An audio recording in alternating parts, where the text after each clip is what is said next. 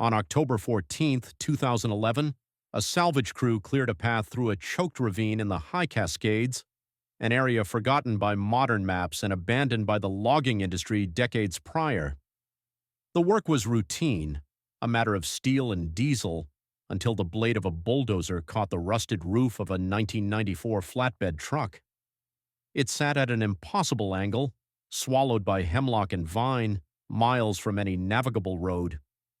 When the crew pried open the driver's side door, they did not find a body. They found a cabin preserved in a layer of fine gray silt. On the passenger seat sat a heavy yellow backpack, a topographical map of the region with 3 precise circles drawn in red ink, and a portable cassette recorder. When the lead mechanic pressed the play button, the tape hissed to life. The batteries were dead, but the internal mechanism turned just long enough to emit a single distorted sentence in a voice that was calm, measured, and entirely terrifying. It was the voice of Elias Thorne. Elias was not a man who invited tragedy. In the summer of 1998, he was considered the gold standard of the nomadic community, a professional hitchhiker who carried a backup for his backup. He was a man of checklists and redundancies. He carried a high-frequency radio, a personal locator beacon that was state-of-the-art for the era, and enough dehydrated rations to survive a month in the subalpine wilderness. He was a veteran of the PCT and the Appalachian Trail. He knew the psychology of the woods. He knew when to push and when to hunker down. Yet on August 12, 1998, at exactly 4:14 p.m., Elias Thorne stepped into a vehicle at a gas station in Marble Mount, Washington, and simply ceased to exist. No signal was ever sent from his beacon. No trace of his yellow backpack was found in the initial 5,000-acre search radius. Just silence. For 13 years, his disappearance was a vacuum in the lives of his family and the investigators who obsessed over his meticulous nature. They argued that a man like Elias doesn't just get lost, he doesn't succumb to exposure. He was the expert victim, the man whose very preparedness makes his absence an insult to logic. The mountains are indifferent to skill. They do not care if you have a compass. They do not care if you have a plan. At 4:15 p.m. on that August afternoon, the gas station security footage shows a white truck pulling away from the pump. The resolution is poor, a grain-heavy relic of 90s surveillance. Elias is visible through the window, leaning back, looking at his map. He is doing exactly what he has done 1,000 times before. He is moving toward his destination. He does not know that he is moving toward a ravine that will hold him for over a decade. He does not know that the truck he is in will become a tomb of metadata and rusted dreams. The initial search was a masterclass in forensic futility. Search and rescue teams utilized thermal imaging from overhead flights, but the canopy was too dense, the heat signatures of the Earth too deceptive. They looked for the bright yellow of his pack, a color specifically chosen because it does not exist in the natural palette of the Cascades. They found nothing. No scrap of nylon, no footprint. The mountains keep their secrets, and for Elias Thorne, the secret was buried under 3 feet of forest floor mulch and the crushing weight of a vehicle that shouldn't have been able to reach that specific coordinate. When the truck was finally unearthed in 2011, the grieving investigators, those who had retired but never stopped looking, converged on the site with a sense of reverent dread. They looked at the evidence log with a forensic eye, searching for the moment the plan broke. The truck's engine was not damaged by a crash. The fuel tank was half full. The keys were still in the ignition, turned to the accessory position. This was not a mechanical failure. This was a choice. Imagine you are standing in that ravine in 1998. The air is thinning as the sun dips behind the jagged peaks. You are inside a vehicle with a stranger, or perhaps you are alone. The GPS drift on Elias's final known coordinates suggests he was 3 miles off the main artery of the highway within 20 minutes of leaving the station. Why would he go there? Why would a man who lived by the map allow himself to be driven into a dead-end logging spur? The rule of irony dictates that his very confidence was his undoing. He trusted his ability to navigate any situation, even the one that was currently unfolding. The evidence log from the recovered truck paints a picture of a man who was still trying to maintain order in the face of the encroaching void. Item 1. One pair of leather hiking boots, laced tightly, placed neatly in the footwell. Item 2. A silver whistle hanging from the rearview mirror. Item 3. The cassette recorder. The tape found inside was a high-bias CRO2 tape, favored by audiophiles for its clarity. Elias used it to document his journeys, a vocal journal for a man who found writing too slow for the pace of his thoughts. The discovery phase of this investigation began not with the finding of the truck, but with the analysis of that tape. Digital forensic experts spent months stabilizing the audio, stripping away the hiss of 13 years of moisture and magnetic decay. They were looking for a struggle. They were looking for a name. What they found was a series of timestamps. August 12th, 6:30 p.m. Elias speaks about the weather. He mentions the shifting light on the ridges. His voice is steady.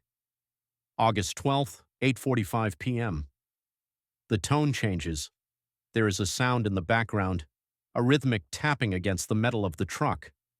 Elias says, "The driver left 3 hours ago. He said he was getting a winch. He took the radio." This is the first crack in the narrative of the prepared man. Why did he let the driver take the radio?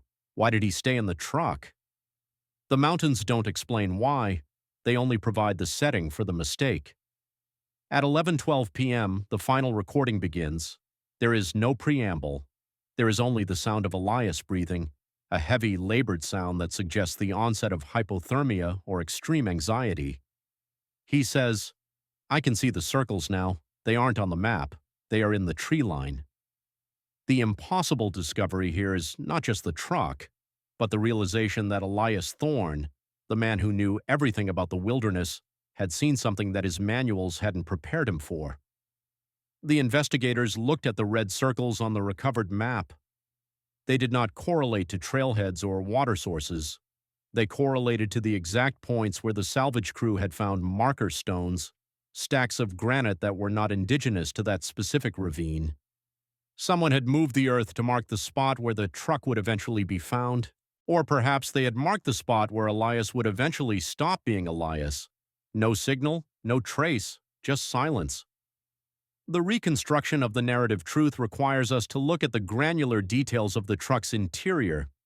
There were no signs of violence, no blood spray, no forced entry. It was as if Elias had simply evaporated from the seat, leaving his boots and his pack behind. A man does not walk into the Cascades in the middle of the night without boots unless he is no longer concerned with the terrain. The grieving investigator assigned to the case, a man named Miller who had spent his pension tracking Elias's ghost, noted that the passenger side window had been rolled down exactly 4 inches. This is the open-loop question that haunts the file. Why 4 inches? Was he venting the cabin? Was he listening for the return of the driver? Or was he trying to talk to something that was standing just outside the glass? The irony of Elias Thorne is that he died surrounded by the very tools that were meant to save him. He had the fire starter, he had the emergency blanket, he had the knowledge. But knowledge is a flashlight with dying batteries when confronted with the absolute dark of the high Cascades. The forensic image of the scene shows the yellow backpack sitting like a beacon in the dust. Inside, the rations were untouched. The water filter was still in its plastic wrap. He hadn't even tried to survive. He had simply waited. At 7:02 a.m. the following morning, according to the internal clock of the truck which had stopped when the battery died, the vehicle experienced a massive electrical surge. The wiring was melted. The sensors were fried. This occurs in vehicles struck by lightning, yet the trees surrounding the truck showed no signs of a strike. The hemlocks were pristine. The moss was undisturbed. The truck had been cooked from the inside out while Elias sat within it, or while he watched it from the tree line. Imagine you are Elias. You have spent your life mastering the physical world. You understand gravity, topography, and the limits of the human body. And then, in a forgotten ravine, the physical world ceases to follow the rules. The map in your lap shows a path, but the ground beneath the wheels shows a void.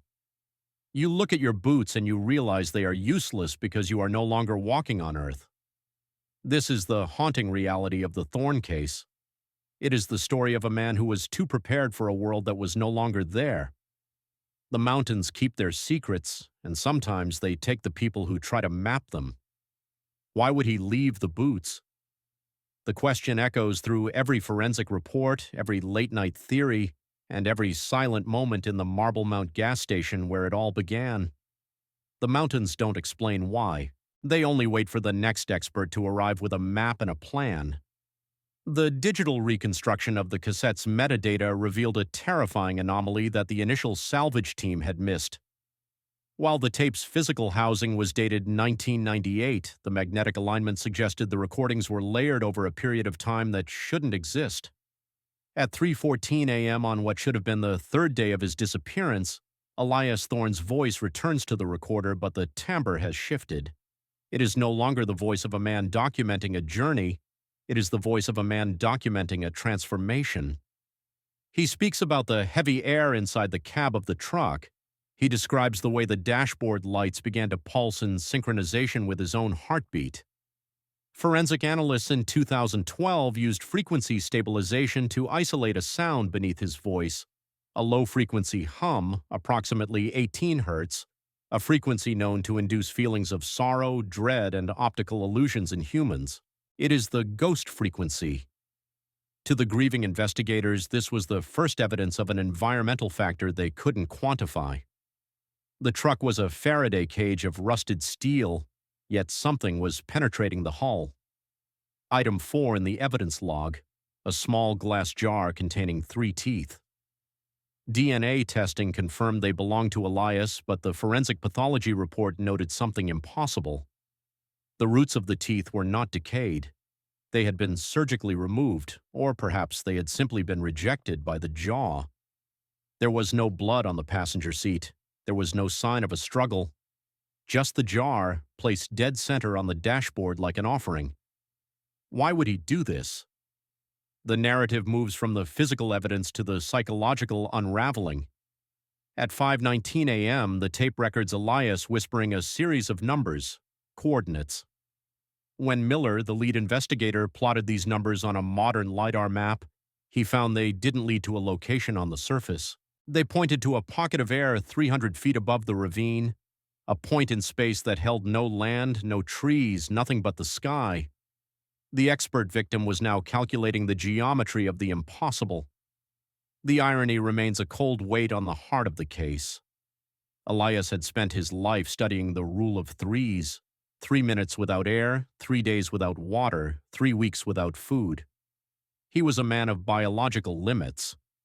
But as the investigation pushed into the winter of 2012, it became clear that Elias Thorne had entered a space where those limits were irrelevant. A second tape was found wedged behind the glove box during a deep-cleaning forensic sweep. This tape was blank except for a 6-minute stretch of audio recorded at 12:01 p.m. on an unknown date. In it, the sound of the wind is replaced by the sound of a heavy, metallic grinding. It sounds like the earth itself is being turned on a lathe. Elias is heard in the background, not screaming, but humming a low, repetitive tune. It was a lullaby his mother had sung to him in a small town in Vermont, a detail Miller only discovered after interviewing surviving family members who hadn't spoken to Elias in a decade. How did he remember it? And why, in the final moments of his recorded life, did he choose to sing to the thing in the woods? The mountains don't explain why. They only provide the echo. Imagine you are standing in that truck now. The windows are frosted with the breath of a man who has been dead for 13 years, yet the air is warm. You look at the map, and the red circles are moving. They aren't marks on paper, they are shadows on the soul. The grieving investigator Miller began to suffer from the same visual drift that Elias described on the tapes. He claimed that when he looked at the truck in the impound lot, the dimensions seemed wrong. Sometimes it looked like a flatbed.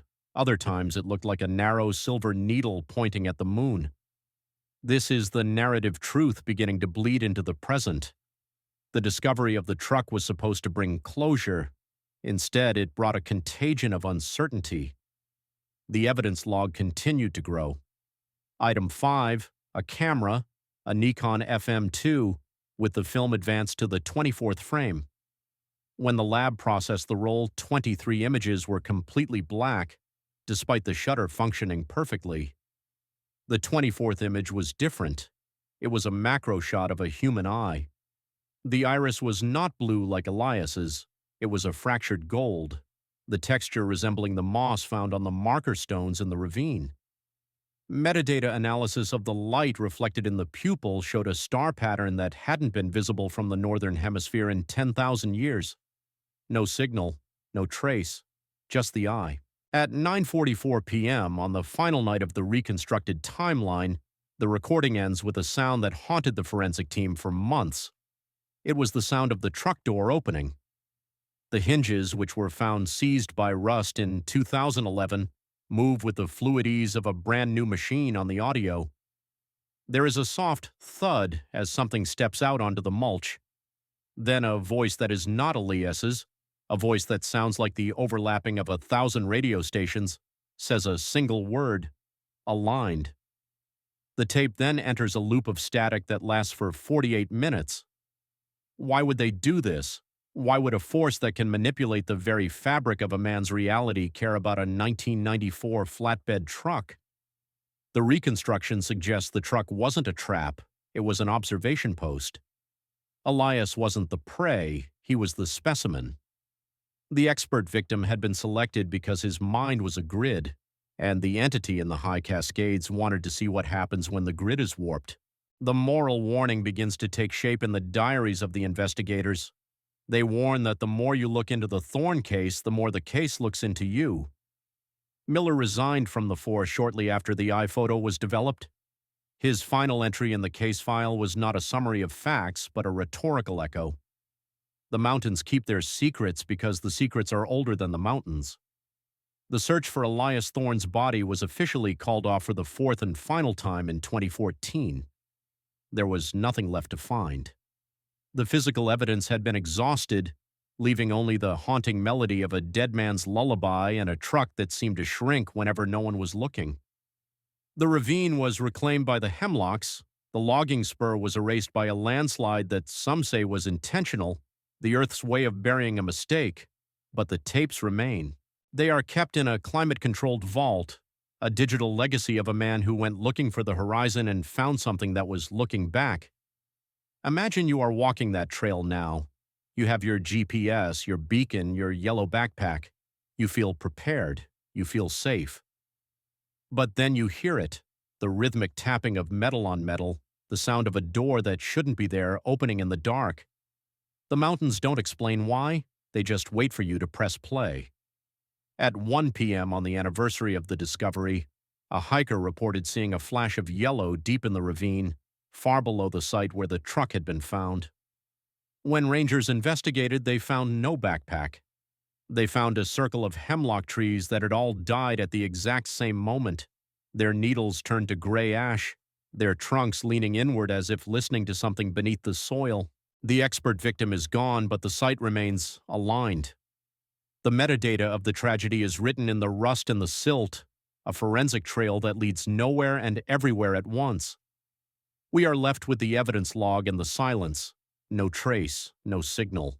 Just the mountains, keeping the secret of why Elias Thorne stepped out of his boots and into the air. The forensic examination of the truck's interior reached a point of stalled realization in the spring of 2013 when a specialized metallurgical report arrived at the investigator's desk. The steel of the flatbed, specifically around the passenger door frame, had undergone a process called grain boundary depletion. This typically occurs in nuclear reactors or high-heat industrial furnaces. The molecular structure of the metal had been reorganized.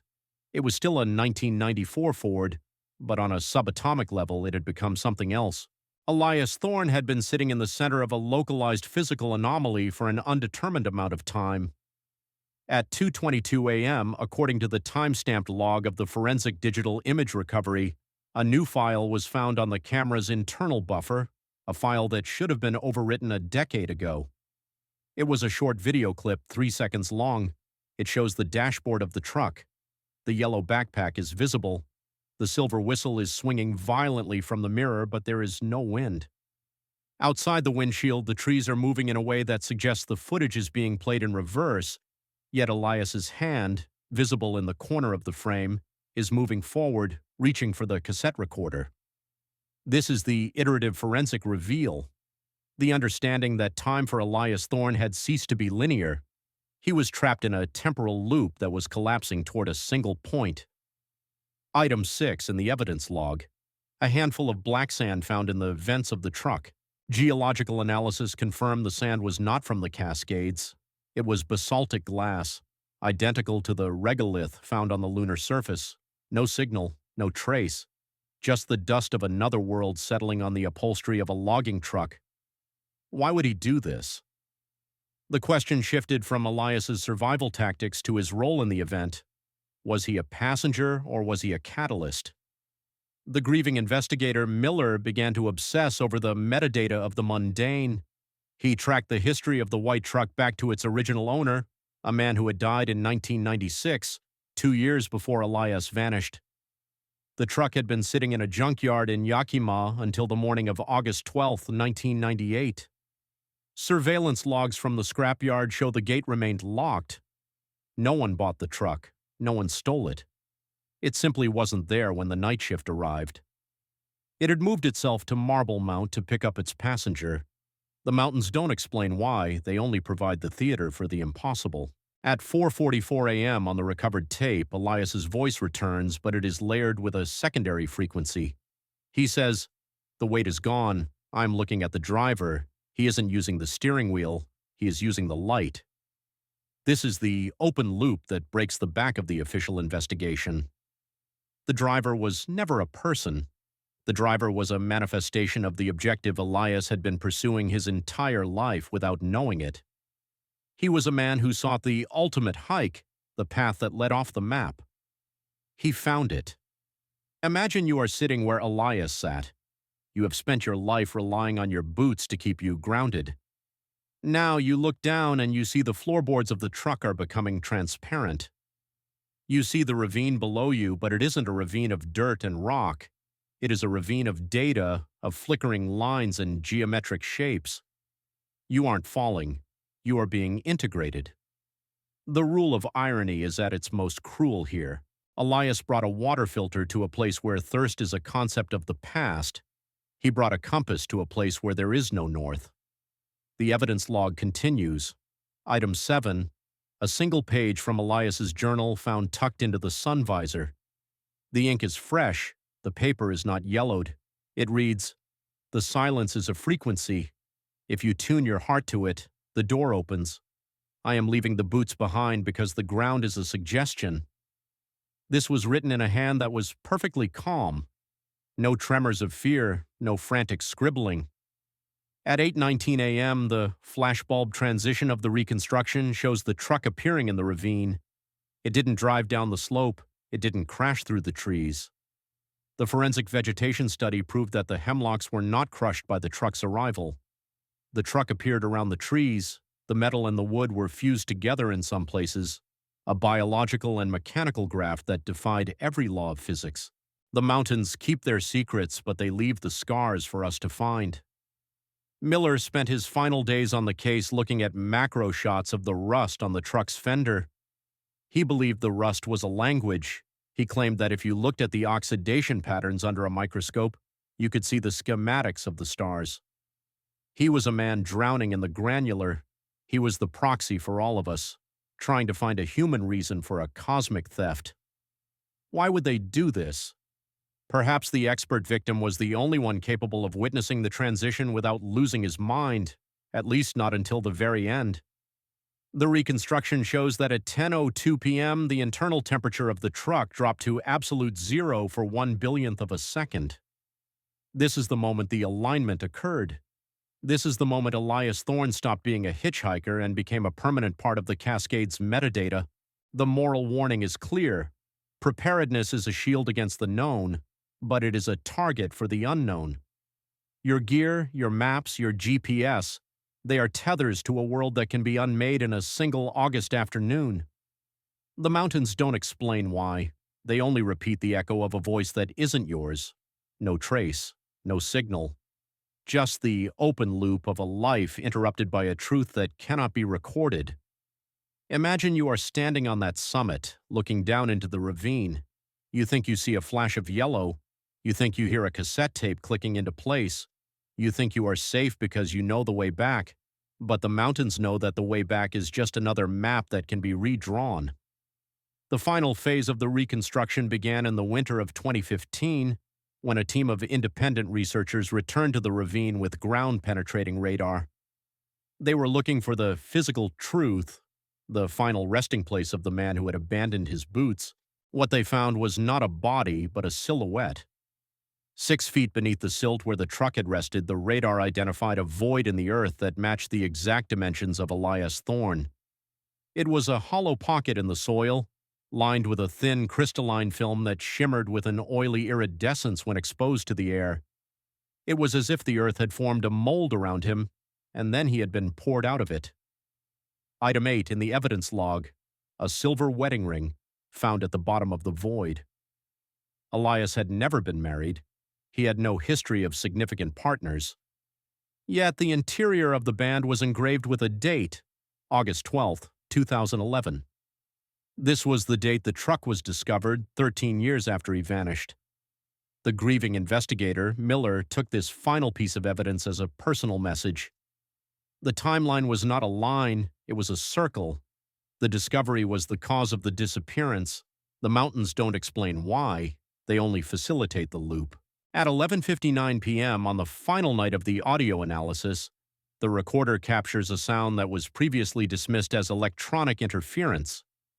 When slowed down by 400%, it reveals itself to be a rhythmic pulse, identical to the slow-wave sleep patterns of a human brain. Elias Thorne was not dead during those 13 years. He was the processor. The truck, the ravine, and the marker stones were part of a biological computer, and the expert victim was the drive. Why would they do this? The question finally finds its somber answer in the narrative truth. The entities that inhabit the high Cascades do not want our bodies, they want our perspective. They used Elias to map the human experience of isolation, using his own meticulous habits as the framework for their data collection. Item 9, the silver whistle. When a forensic technician finally blew it, the sound didn't come from the whistle, it came from the woods around the lab. A simultaneous whistle blast was reported by 3 different hikers in the Cascades, hundreds of miles apart. At the exact second the air passed through the silver tube, the evidence was no longer contained in a box, it was distributed across the landscape. The rule of irony concludes with the realization that Elias Thorne's greatest strength, his ability to remain calm and observant, made him the perfect witness for his own erasure. He didn't panic because he was too busy taking notes on the end of his world. At 12:05 a.m., the final timestamp, the tape records the sound of a heavy weight being lifted. The static clears. For 3 seconds, there is a recording of a birdsong that does not belong to any known species on Earth. It is a melody of impossible complexity, a sound that Miller described as the sound of a door being locked from the other side. Imagine you are Elias now. You have given everything, your boots, your teeth, your history, your time. You are no longer a man, you are a coordinate. You look back at the truck, the small rusted box where you once felt safe, and you realize it was never a tomb, it was an exit. The forensic image of the ravine today shows no sign that any of this happened. The static-filled archival footage of the 2011 recovery is all that remains of the physical event. The macro shots of dirt and moss reveal that the forest has healed the wound with suspicious speed. The marker stones are gone, or perhaps they have simply retreated beneath the surface to wait for the next hiker who prides themselves on their preparation. The moral warning is a heavy shadow. Knowledge is not a vacuum, it is a lure. When you go into the deep places of the world with the intent to map them, you are providing the coordinates for your own disappearance. The mountains keep their secrets not by hiding them, but by incorporating those who find them. Elias Thorne is the metadata of the Cascades now. He is the GPS drift that leads you off the trail. He is the hum in your radio. He is the reason your compass spins when you stand in a silent ravine. No signal, no trace. Just the open loop of a man who mastered the wilderness only to find that the wilderness had mastered him first. Miller's final act before disappearing from public record was to return Elias's map to the Marble Mount gas station. He pinned it to the corkboard among the missing posters and the advertisements for local guides. He had erased the red circles, but if you catch the light at a certain angle, you can still see the indentations in the paper. They are still there, waiting to be aligned. Why would he do this? To warn you, or perhaps to invite you. The mountains don't explain why, they only repeat the lullaby. Imagine you are standing on that summit. The sun is setting. You reach into your pack for your recorder, you press play, and for the first time you hear your own voice, recorded 13 years before you were born. The transformation is complete, the evidence is closed, the secret is yours.